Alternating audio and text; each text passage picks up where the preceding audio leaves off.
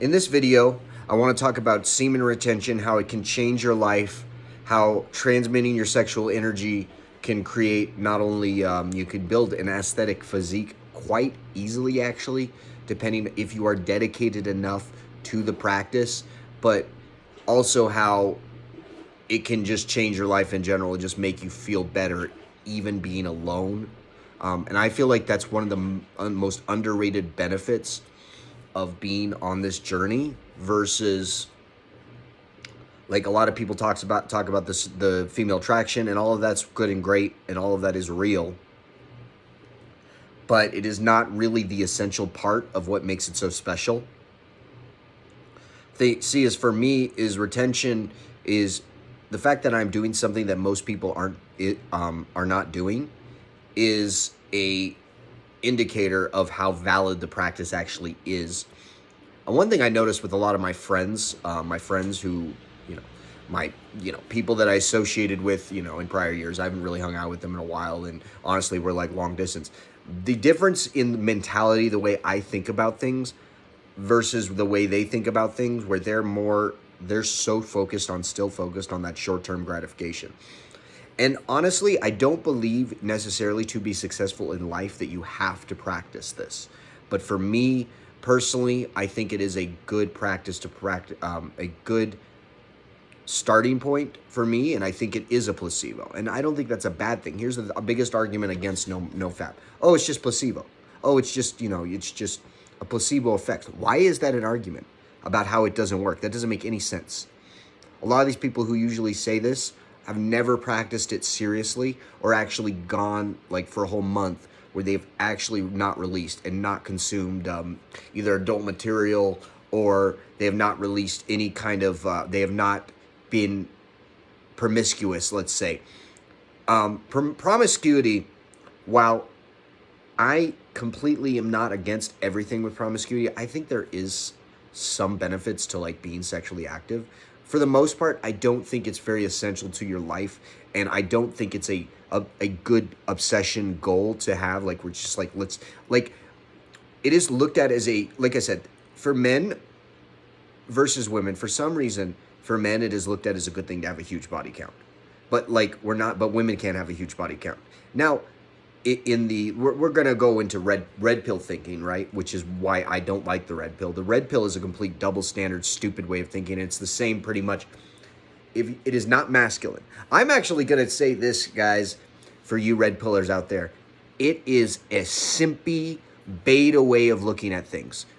David Hammond, or Self-Developed, which is another channel that I follow, states it very correctly that the whole thing about the red pill is that it is actually a very simpy mindset. It's very beta. It's very not masculine.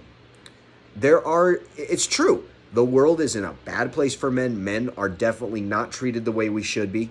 The course system is very much against us. That's the reality. But I don't think it's masculine to run away and cower in fear of the system. This system ultimately is a male system. Like everything that, even if the system defends women, there's a reason that it's like that. And in my opinion, it's because most men, even the more masculine types, such as Mr. Potate, I don't even want to say his name because I just don't like talking about him. Mr. Potato, bald guy with glasses. You know who I'm talking about. I don't even have to say his name. Glasses, bald guy, is the world time, whatever, kicking, boxing, whatever. Anyway, I want to mention, he is not the picture of masculinity, in my opinion. Not because he's wrong. A lot of stuff he says is right. Because he has terrible morals. He has bad character. I don't care how wealthy he is. I don't care how successful he is. I don't care how many Bugattis he has. I do not care about most of what he says, because he says some things that are just terrible, and he is actually more misandrous, and he actually hates men just as much as any feminist does, because he literally states that he will not help a man. He will help a female based on her attractiveness over a man, because that is because he is a simp. That is not a good trait to have. For somebody to be so, oh, I'm so, women need to be in their place, blah, blah. He sure is a simp. I mean, he literally says that that is the most simpish statement I have ever heard. And he has literally had his, whatever, the girl, Layla, whatever his, one of his girlfriends say, he will help a woman over man, because he's protective. I get the protective instinct concept. But if he would literally be in that situation and there is someone in need and he wouldn't help them, is that somebody you really want to follow? Is that somebody who you should look up to? I would say not. I would say no, because he doesn't have good moral character. Fair enough. If it was a situation where the woman was in immediate, like he was closer proximity and he could help the person and there was another person to help the man. But if there was literally a situation where somebody was dying and he was the only one who had that, he literally states that he would let a person die and he could care less. What kind of person says that? That is something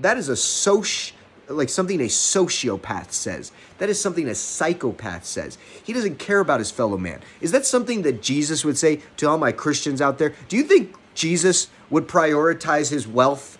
Jesus literally states, I think, I'm not a Christian. I'm telling you guys, out of respect for you guys, I'm not going to say that I know everything about Christianity, but I know for a fact that Jesus literally states that it is easier for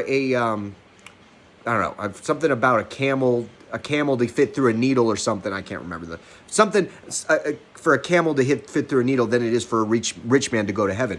He says he's a man of God. Man of God. I'm a man of God. I'm a man of God. He does all this shit because he's a hypocrite, psychopath, weirdo.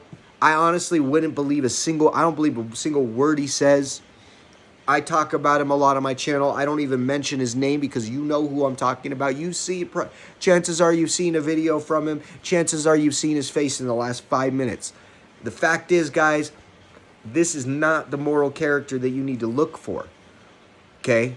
And going into semen retention. So back to transmuting that energy. Transmuting that energy simply is going to the gym, working out, putting that work in to things that are hard, doing hard work, and not expecting a ton of dopamine rushes, quick, instant, forgetting all that pleasure, leaving all that pleasure behind, because that is the problem with the modern male. We seek instant gratification over delayed gratification in our lives so much. And we are trying to change that boundary. It took me a long time to really get into this practice. Wouldn't say I'm perfect. Wouldn't say I haven't relapsed. I've relapsed probably hundreds of times, if not thousands, maybe hundreds. But started my journey in 2019, and I'm a lot like Ice Cold JT.